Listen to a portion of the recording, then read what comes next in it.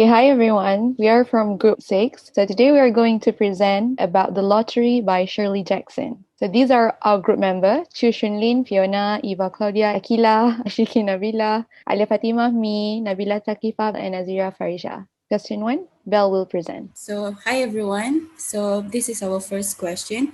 First, we will look at the overview of the American society post-war. All right, to answer the question, we have done few research in general, but we didn't focus on a specific context like cultural or political. Okay, in terms of economical, following the World War II, there has been a mark of economic recovery in America due to war industry demands of labor. They also amend a new policy, which is a public policy that focuses on providing money for the veterans in the war for their welfare, such as to attend college, to buy homes, and also to buy land. Okay, besides that, through social lens, the group of African American, Hispanic American, and also American women, they also arise and they became more aggressive to trying to win their full freedom and also civil rights as guaranteed in the Declaration of Independence and U.S. Constitution. Because the first 2 points of economic prosperity and opportunities, they were mainly provided majority for the white Americans. Okay, the next slide. Okay, the post-war world also presented the Americans with problems and issues. After winning the war against Germany and Japan, the Americans also have changed their view and perspective of their place in post-war world with more optimism and confidence. But within that 2 years of winning World War II, the Cold War has started and crushed their confidence.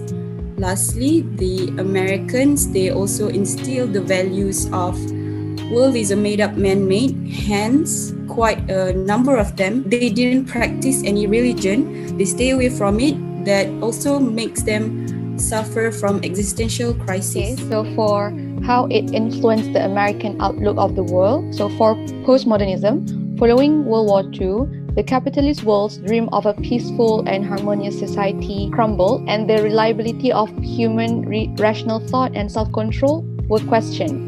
And then people began to reflect society and human nature. They were also less confident in their own judgment that has caused a sense of loss, insecurity, and anxiety. So for postmodernism in a nutshell, the traditional values and ideas are re-examined. For relativism views in their life, there is no objective reality and truth. Instead, they believe that knowledge, truths, or ideas are related to culture and values.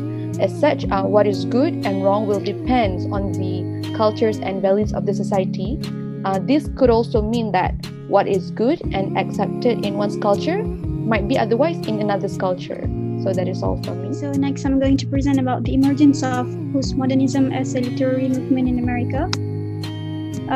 So postmodernism has been prevalent since the mid-20th century. It is a response to modernism, and it was distinguished by its focus on narrative techniques such as unreliable narrator and also fragmentations. So we can see the unreliable narrator example in this short story itself. For example, the lottery's narrator has set a false mood and normality. For example, he is not outraged by the behavior of the crowd. Postmodernism is also influenced by the Second World War, and its literary movement reflects the condition of the society after World War II. It is to give hope to the society after World War II, as it is a response to modernist literature's search for the meaning of significant human rights violations of World War II. And lastly, they also embraced the non-logical thinking after witnessing so many inhuman rights violations, such as the Holocaust and atomic bombs of Japan, which made the writers feel that meaning was an impossible quest. Thus, they embraced meaningless fully. So, move on to question 2. We should present. So in question 2, we'll give you a brief introduction to the author and the summary of the selected text. This is the author. Her name is Shirley Hardy Jackson. She was born on the 14th of December 1916 in San Francisco and was later raised in Burlingame, California. So most of her works are central on the themes of mysticism, mental power, and witchcraft. It is said that she had a huge library full of witchcraft books. Her first published work is Janice, and she gained her reputation as a horror story writer when she wrote The Lottery. She received awards from New York Times under Best Fiction and the National Book Award and the O. Henry Award for several of her works. She died in 1965 because of a sudden heart attack. Okay. Alright. So The Lottery is a story about a small town gathering to do their annual lottery that is run by Mr. Summers. The black box that was used was not the original box, as it was already lost a long time ago, even before Old Man Warner was born.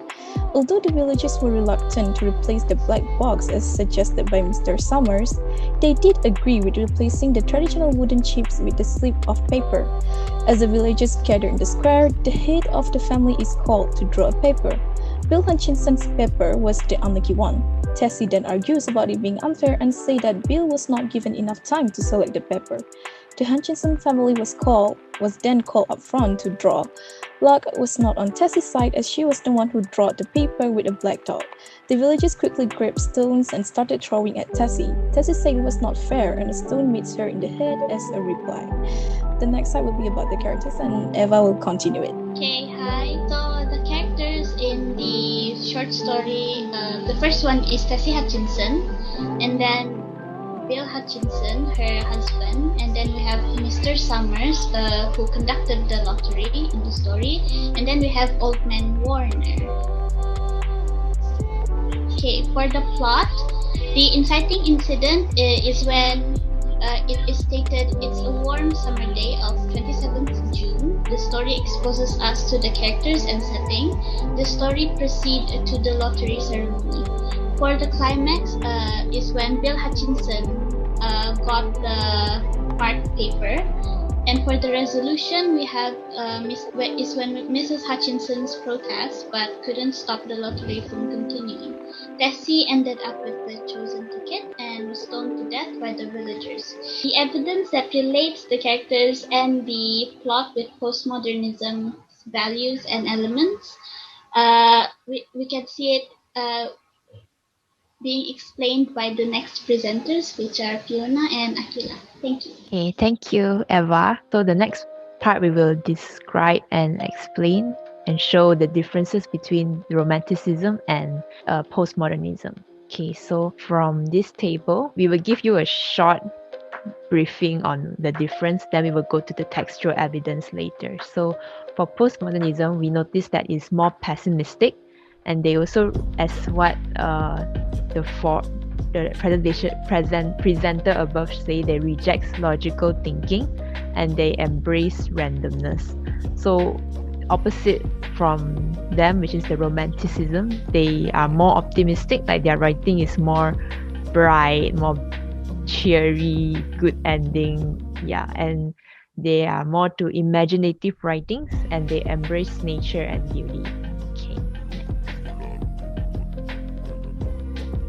Okay, so for the evidence from the lottery for pessimistic, so we could see that the story starts with a positive note, like they start with imagery of a fresh, warm, full summer day, flowers were blooming, the grass is green, which you have the feeling that it's very optimistic, it's very bright, it's gonna be a good story. But no, that's not what happened. It took a different turn, and the story reveals that some places actually quit the lottery, but this village, they still go on with the lottery. And later, when Bill Hutchinson took the paper, the paper with the dot, Mrs. Hutchinson was accusing Mr. Summers that it wasn't fair. And then later we found out that when the person wins the lottery, they will be stoned to death. So it makes the story very pessimistic. So I'll pass the next points to Aqeelah. So in the story, we can see that the villagers, they don't really care about the consequences or even the origins of the lottery. They merely follow it blindly because of its so-called tradition.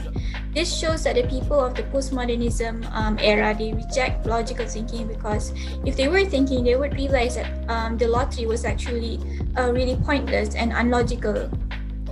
As an example, from the text, Old Man Warner dismissed the town and young people who have stopped the lotteries as crazy fools, shows this irrational belief that opposed any reason and logic to do the ritual.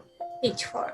So the reason behind this, as mentioned before by Nazira, is because the people of the postmodernism, they have experienced many inhumane human rights violations, such as during the World War II, such as the Holocaust and the atomic bombs in Japan, which is why the writers think that they should embrace meaninglessness fully.